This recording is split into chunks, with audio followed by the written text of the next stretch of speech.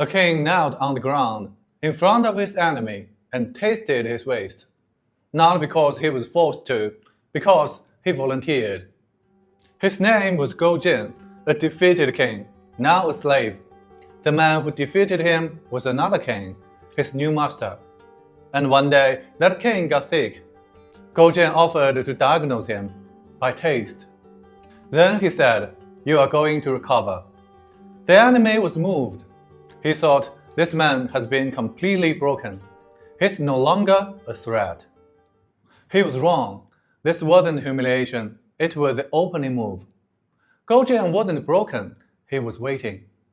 20 years later, he got everything back. But how?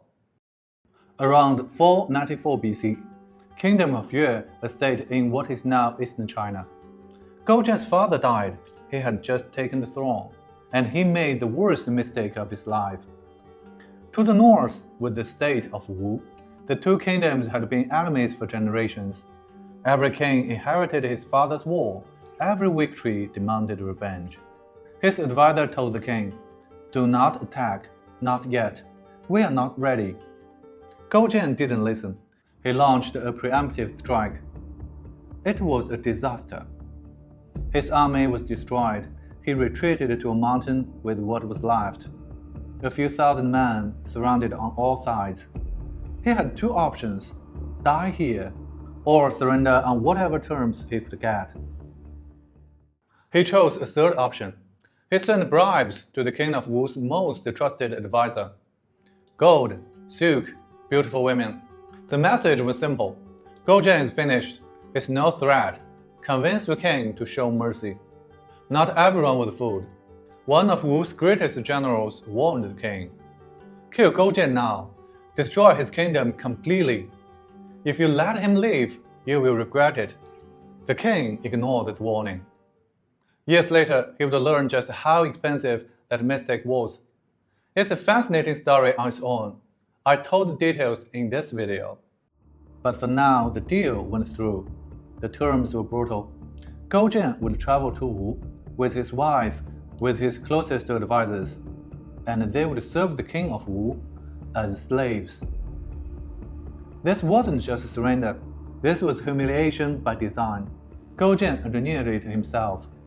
Because a dead king cannot take revenge, but a slave king can. So that's what he became. He drove the horses, cleaned the stables. His wife worked as a household servant. Once, the king of Wu rode through the street in his carriage. Goujian held the reins. The crowd laughed. Look, the king of Yue is a coachman now. Goujian kept his eyes forward, said nothing. Then came the moment I mentioned at the beginning. The king of Wu fell ill. Goujian offered to examine him by tasting his waist.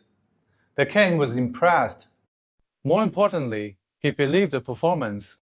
For 3 years, Goujian played his role so well that the king of Wu stopped seeing an enemy.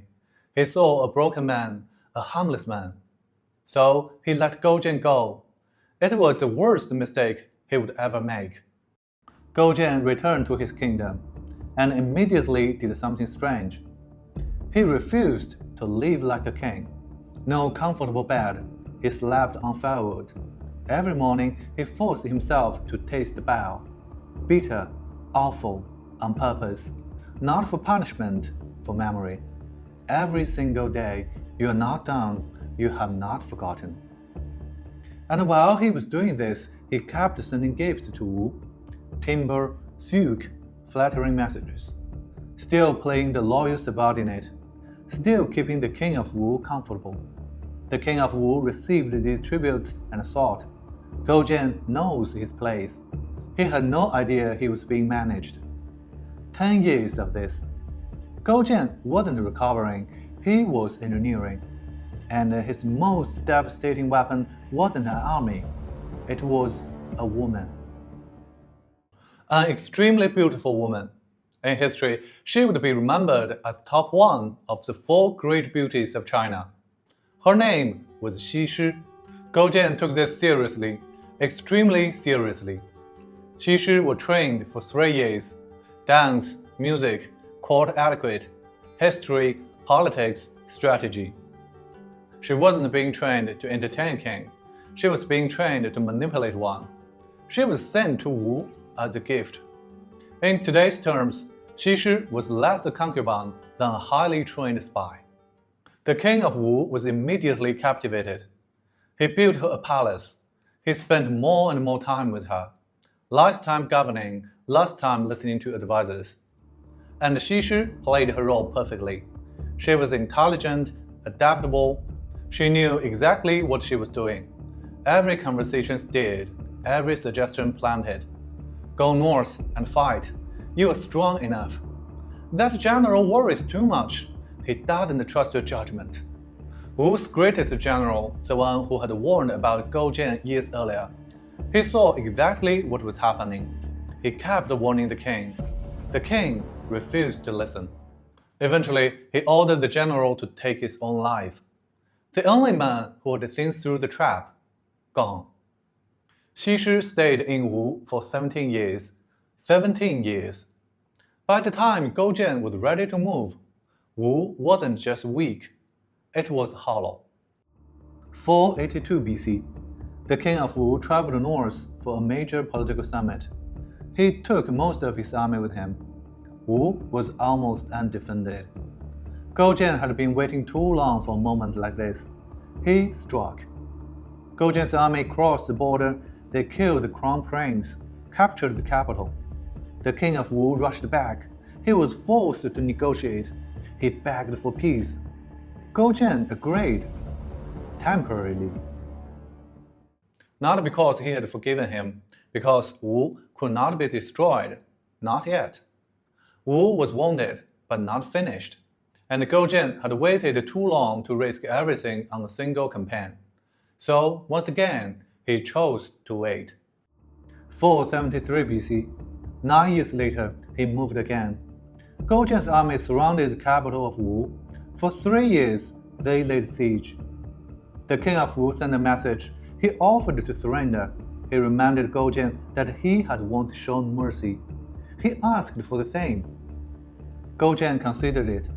His advisor told him, "Do not make the same mistake our enemy made." Goujian refused to surrender. The king of Wu had no options left. He covered his face and said he was too ashamed to face the advisor he had ignored in the afterlife. The advisor he had killed. Then the king of Wu took his own life. Wu was gone, annexed by Goujian. 20 years after that moment in the stables, it was over. And then, immediately, Goujian did something that shocked everyone. Goujian killed a man named Wenzhong. Who is Wenzhong? He had been with Goujian from the very beginning. He designed the entire strategy. The bribes, the beautiful woman, the diplomatic manipulation. 7 schemes to destroy Wu, all his idea. He went to Wu as a slave alongside Goujian. He helped rebuild the kingdom from nothing. Without this man, there's no victory, there's no revenge, there's no story. Goujian sent him a gift, a sword, with a message. You gave me 7 strategies to destroy Wu. I used 3. The other 4, go use them in the underworld. Wenzhong took his own life with the sword. But here's the thing, he could have lived. A year earlier, a colleague had sent him a warning. His name was Fan Li, one of the greatest strategists in Chinese history. The message said, when the birds are gone, the bow gets put away. When the rabbits are dead, the hunting dog gets cooked.